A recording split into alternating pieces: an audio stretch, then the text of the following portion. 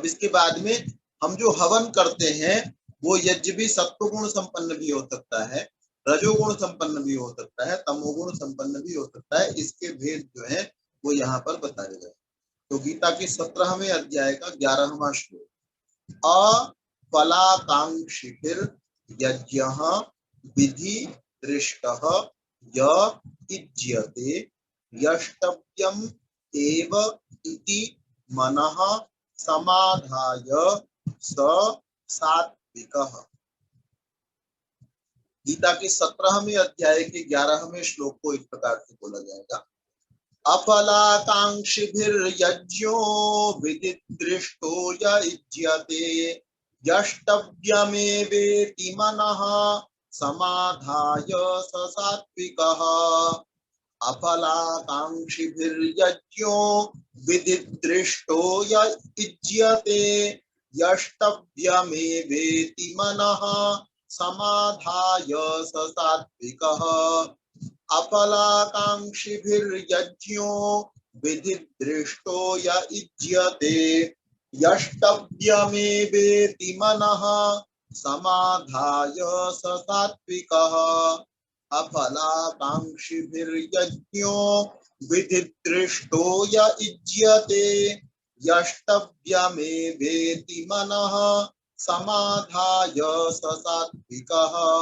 अफलाकांक्षिभिर्यज्ञो विधिदृष्टो य इज्यते यष्टव्यमेवेति मनः समाधाय स सात्विकः।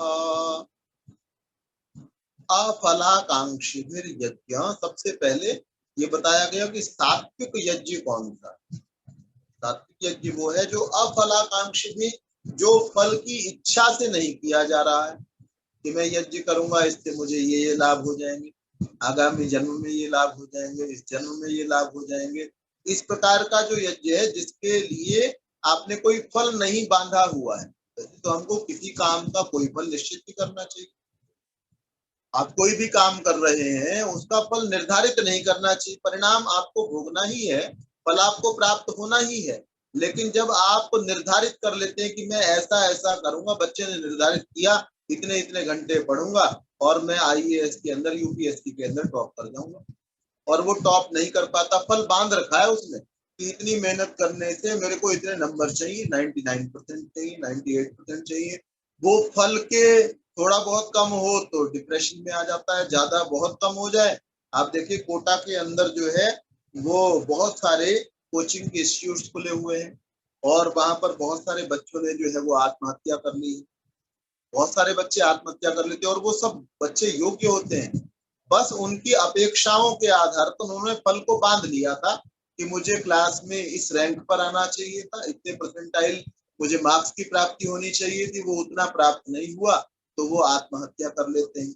तो बहुत सारे बच्चों ने मरने से पहले ये लिखा कि ये कोचिंग सेंटर बंद हो जाने चाहिए, क्योंकि माता पिता जो है वो जबरदस्ती यहाँ पर भेज देते हैं। बच्चा पढ़ना चाहे न पढ़ना चाहे, उस फील्ड में उसकी रुचि हो या ना हो, वो जबरदस्ती करते हैं। तो बाद में कुछ बच्चे इस रास्ते को भी बना लेते हैं। तो यहाँ क्या अभिप्राय है कि आपको प्रत्येक कार्य के अंदर, यज्ञ में तो करना ही है, हर जगह पर आपको फल को बांध करके नहीं चलना चाहिए कि मैंने इतना किया, इतना मुझे इसका फल प्राप्त होना चाहिए।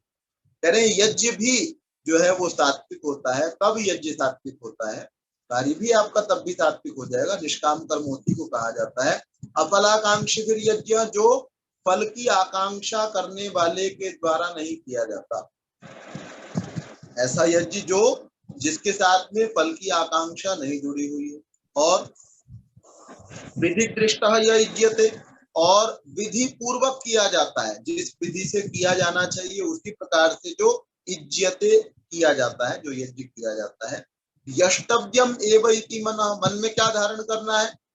ये नहीं धारण करना कि मुझे ये मिलेगा, ऐसा करूंगा तो ऐसा हो जाएगा। अपितु यष्टव्यम एव इति, ये मन में धारण करना है कि यज्ञ तो करना ही चाहिए। यज्ञ का तो आदेश है, वेद के अंदर आदेश है, विद्वानों ने कहा है, इसलिए मुझे करना है। तो यष्टव्यम एव इति मनः समाधाय, यज्ञ करना ही चाहिए, इस प्रकार से मन को लगा करके जो किया जाता है, सात्विक, वही सात्विक यज्ञ है। अफलाकांक्षी फिर जो फल की आकांक्षा से रहित व्यक्तियों के द्वारा किया जाता है। विधि दृष्ट विधि पूर्वक किया जाता है। और यष्टव्यम एव इति मनः समाधाय, मन में ये धारण करके, मन में अपने ये बात रख करके यष्टव्यम एव इति, यज्ञ तो करना ही चाहिए, इतनी बात को रख करके स सात्विक यज्ञ, वही यज्ञ जो है वो सात्विक यज्ञ है।